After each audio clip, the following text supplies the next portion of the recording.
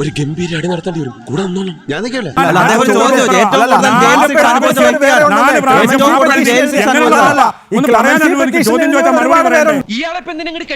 കെട്ടിയെടുക്കാൻ മറന്നുപോയി. ഉള്ളത് ബാഗിലാക്കി ഞാനിങ്ങ് പോകുന്നു.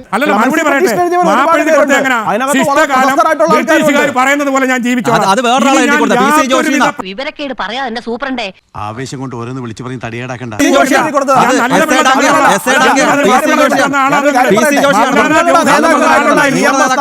ചേട്ടാ പ്ലീസ്, ആവശ്യമില്ലാത്ത പൊല്ലാപ്പെടുത്ത് തല വെക്കരുത്. അവർക്ക് സെൻട്രൽ ഗവൺമെന്റിൽ വരെ നല്ല ഹോൾഡാ. നിങ്ങൾക്ക് ഒരു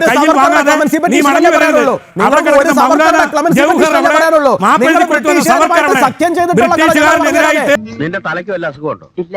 പിന്നെ എന്താ അതിന്റെ അർത്ഥം?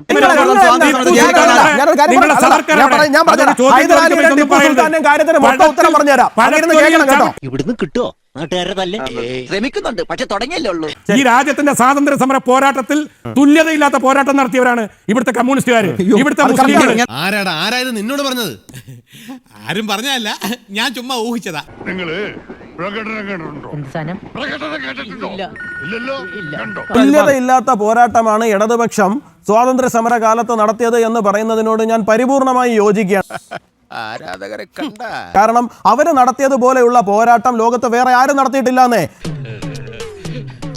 1942 ക്വിറ്റ് ഇന്ത്യ മൂവ്മെന്റ് നടക്കുന്ന സമയത്ത് ക്വിറ്റ് ഇന്ത്യ മൂവ്മെന്റിനെ ഞങ്ങൾ ഒറ്റ തരാം എന്ന് പറഞ്ഞിട്ടാണ് അവരുടെ ഭാഗത്തു നിന്നുള്ള കമ്മ്യൂണിക്കേഷൻ അങ്ങോട്ടേക്ക് പോയത്. സാർ ഉദ്ദേശിച്ച കാര്യമാണെങ്കിൽ അത് തീരെ അപ്രധാനമായ കാര്യമാണ്. ബ്രിട്ടീഷുകാരോട് കത്തെഴുതിയിട്ട് ഞങ്ങൾ ഏതൊക്കെ തലത്തിൽ നിങ്ങളോടൊപ്പം സഹകരിക്കാൻ തയ്യാറാണ് എന്ന് പറഞ്ഞുകൊണ്ട് ഇടതുപക്ഷക്കാർ എഴുതിയിരിക്കുന്നതിനെ കുറിച്ചിട്ടുള്ള രേഖകൾ ഇന്ന് ചരിത്രത്തിന്റെ ഭാഗമായിട്ട് നമ്മുടെ മുമ്പിലുള്ളതാണ്.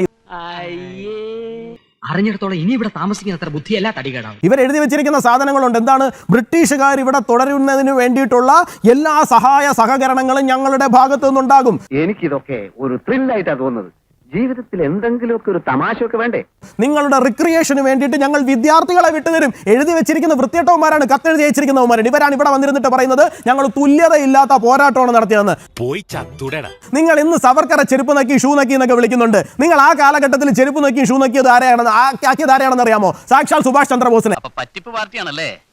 അയ്യോ പൊന്നു സാറേ, സാറാണ് സത്യം. പറ്റിപ്പ് പാർട്ടിയല്ല. എന്തിന്റെ പേരിലായിരുന്നു? ബ്രിട്ടീഷുകാർക്ക് കൊടുത്ത വാക്കായിരുന്നു. ഞങ്ങള് നിങ്ങൾക്കെതിരായിട്ട് പോരാടുന്ന ആൾക്കാർക്കെതിരായിട്ട് ഒരു വികാരം ഇന്ത്യൻ സാമാന്യ ജനങ്ങൾക്കിടയിൽ സൃഷ്ടിക്കാമെന്ന് പറഞ്ഞിട്ട് സുഭാഷ് ചന്ദ്രബോസിനെ ഏതൊക്കെ തലത്തിലാണ് കാരിക്കേച്ചർ വരച്ചു വെച്ചത് നിങ്ങൾ? അതൊക്കെ ഗോപാലകൃഷ്ണൻ ഒരു നമ്പറല്ലേ? എന്നിട്ട് നിങ്ങൾ ഇവിടെ വന്നിരുന്നിട്ട് തുല്യതയില്ലാത്ത പോരാട്ടം നടത്തിയ കഥ പറയണം. നിങ്ങൾ പോരാട്ടമല്ല നടത്തിയത്, നിങ്ങൾ തുല്യതയില്ലാത്ത പൊറോട്ടയടിയാണെന്ന് നടത്തിയത്. രാമദാസ മോനെ, നീ പറയുന്നത് നീ എത്ര പുളു വേണമെങ്കിലും അടിച്ചോ, പക്ഷെ കേൾക്കുന്നവർ കൂടി ദഹിക്കണം. നിങ്ങൾ എന്തുകൊണ്ടാണ് പല സ്കീമിനെ എതിർക്കുന്നതെന്ന് അറിയാമോ? ഇവിടുത്തെ വിദ്യാഭ്യാസപരമായിട്ടുള്ള വിഷയങ്ങളിൽ വിദ്യാഭ്യാസത്തിന്റെ മൊത്ത കുത്തക നിങ്ങൾ എടുത്ത് വെച്ചില്ല എന്നുണ്ടെങ്കിൽ ഈ ചരിത്രം മൊത്തം ഇവിടുത്തെ കുട്ടികൾ പഠിച്ചു പോകുമെന്നുള്ള പേടി.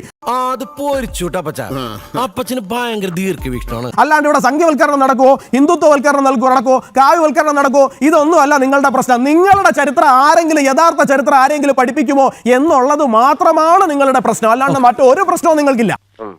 യോഗ ഞാൻ ഇടയ്ക്കിടയ്ക്ക് ഇങ്ങോട്ട് വരാം.